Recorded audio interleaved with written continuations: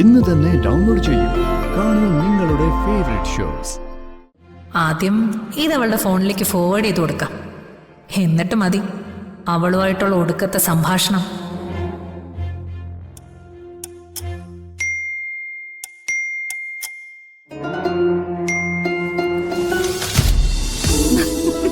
എടി എടി, ആഹാ, എല്ലാരും കൂടെ എന്റെ ചെറുക്കന്റെ കുറ്റം പറയാണല്ലേ? മീരെടുത്തിയാ? ആ ദേ, ഈ മീരെടുത്തി പറയാണേ, അനുപേണ്ണ കാട്ടുപോത്തിന്റെ സ്വഭാവമാണ്. ഞാനോ? എന്റെ അമ്മ ഞാൻ അങ്ങനെ പറഞ്ഞിട്ടേ ഇല്ല. അല്ലെങ്കിൽ തന്നെ എന്റെ അനുപേട്ടനെ കുറിച്ച് ഞാൻ അങ്ങനെയൊക്കെ പറയുന്ന അമ്മയ്ക്ക് തോന്നുന്നുണ്ടോ? പിന്നെ എന്റെ അനുപേട്ടനെ തങ്കം അല്ലേ അമ്മേ? വേണ്ട വേണ്ട എന്റെ പൊന്നുമോളെ, അധികം വിളിച്ചെടുക്കില്ല കേട്ടോ. നീ എന്തൊക്കെ പറയുമെന്ന് എനിക്ക് നന്നായിട്ട് അറിയാം. ദേ, എന്റെ ചെറുക്കനെ കുറ്റം പറഞ്ഞോണ്ടോ ഞാൻ ശരിയാക്കും, പറഞ്ഞേക്കും. അല്ലെങ്കിലും അമ്മ എപ്പോഴും മോന്റെ പക്ഷത്താണല്ലോ. എനിക്കങ്ങനെ പ്രത്യേകിച്ച് ഒരു പക്ഷവും ഇല്ല. സച്ചിയും അനൂപും നന്ദനും സന്ദീപും എല്ലാരും എനിക്ക് ഒരുപോലെയാ.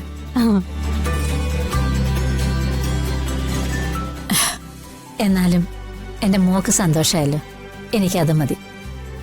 അതെ, ഞാനും അമ്മയുടെ മോള് തന്നെയാ. ഇടയ്ക്ക് അതും കൂടെ ഒന്ന് ഓർക്കുന്നത് നല്ലതാ. ഓ, ഓർത്തോളാവേ. എടി, സംസാരിച്ച് നിൽക്കാതെ വേഗം റെഡിയാവ്. രാഹുകാലത്തിന് മുമ്പ് ഇറങ്ങാനുള്ളതാ. പിന്നെ രമണിയുള്ളത് കൊണ്ട് നിങ്ങൾ പിള്ളേരുടെ കാര്യമൊന്നും ടെൻഷൻ അടിക്കണ്ട കേട്ടോ. നിങ്ങൾ പെട്ടെന്ന് ഇവിടെ റെഡിയാക്ക്. അതെ, ഞങ്ങള് പോയി സച്ചേട്ടന്റെ ഒരുക്കം എന്തായെന്ന് നോക്കട്ടെ. ശരിയാ, ഞങ്ങളിപ്പോ വരാവേ. ഓ ശരി. ഇതൊക്കെ ഇങ്ങനെ മതിയോ? വേണ്ട എടുത്തു.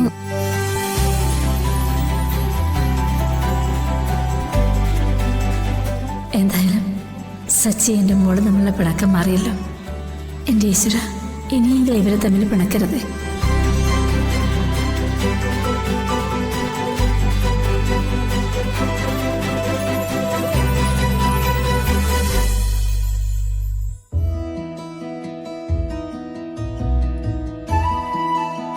മെടുക്കനായാലോടാ.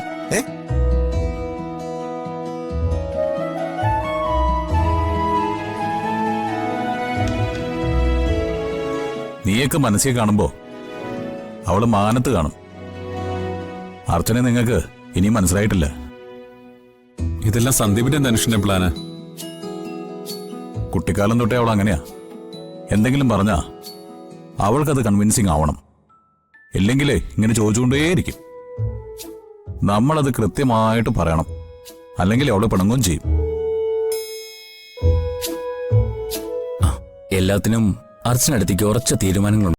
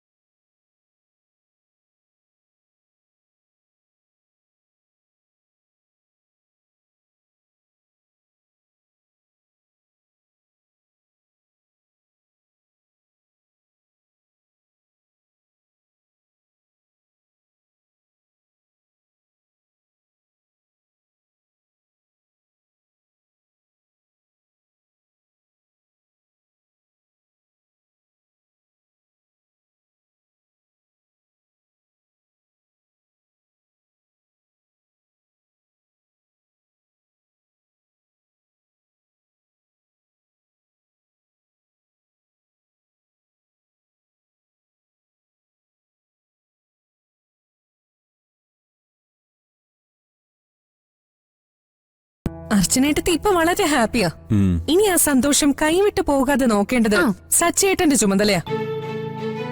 ഉം. ഇതോടെ എല്ലാം തീർന്ന നല്ലത്. തീർക്കും. ഇന്നത്തോടെ എല്ലാ പ്രശ്നങ്ങളും ഞാൻ തീർക്കും. നാളെ മുതൽ ഞങ്ങൾക്ക് പുതിയൊരു ലൈഫായിരിക്കും. അതെ, അപ്പൊ ഇന്നത്തെ ഫസ്റ്റ് നൈറ്റ് പൊളിക്കും. എടി നിന്നെ ഉണ്ടല്ലോ. നിങ്ങളുടെ പിണക്കം തീർന്നാ ഞങ്ങൾക്ക് പാർട്ടി തരണം അല്ലേ സ്നേഹ? പിന്നെ പാർട്ടി വേണം. എന്തായാലും ഇന്നത്തോടെ എല്ലാ പിണക്കങ്ങളും മാറുമല്ലോ, അത് മതി.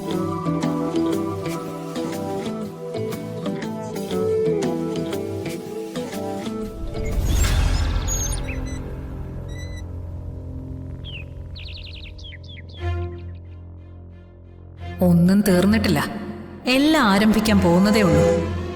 സർവ്വതും നശിപ്പിക്കുന്ന സംഹാര താണ്ഡവത്തിന്റെ തുടക്കമാണിത്. അർച്ചന എന്റെ ഏറ്റവും വലിയ ശത്രു. ഇന്നത്തോടെ സച്ചിയും അവളും രണ്ട് വഴിക്ക് പിരിയും. ആദ്യം ഇതവളുടെ ഫോണിലേക്ക് ഫോർവേഡ് ചെയ്ത് കൊടുക്കാം. എന്നിട്ട് മതി അവളുമായിട്ടുള്ള ഒടുക്കത്തെ സംഭാഷണം.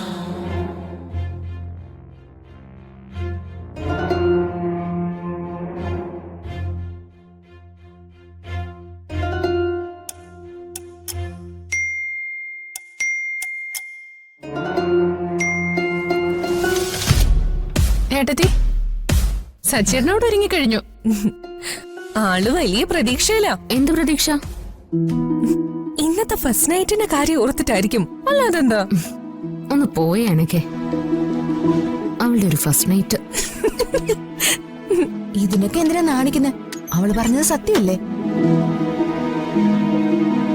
അല്ലാതെ പിന്നെ കല്യാണം ആദ്യത്തെ ആയാലും രണ്ടാമത്തെ ആയാലും ഈ പറഞ്ഞ കാര്യത്തിൽ ഒരു തർക്കവും ഇല്ല.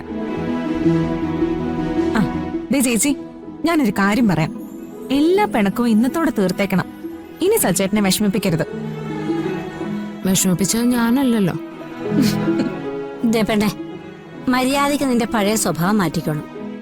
ആ നോക്കി, എല്ലാരും നല്ല സന്തോഷത്തിലാ.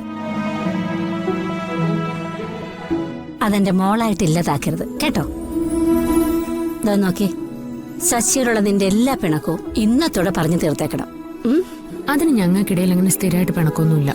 ഓ, ചില കാര്യങ്ങൾക്ക് എനിക്ക് ഉത്തരം കിട്ടാനുണ്ടായിരുന്നു. കൺവിൻസിംഗ് ആയ ഉത്തരം ഇന്ന് പറയാന്ന് സച്ചേട്ടൻ പറഞ്ഞിട്ടുണ്ട്. എനിക്കത് മതി. അല്ല, അപ്പൊ ഇന്നത്തോടെ എല്ലാ പ്രശ്നവും അങ്ങ് തീരുമോ? തീരും.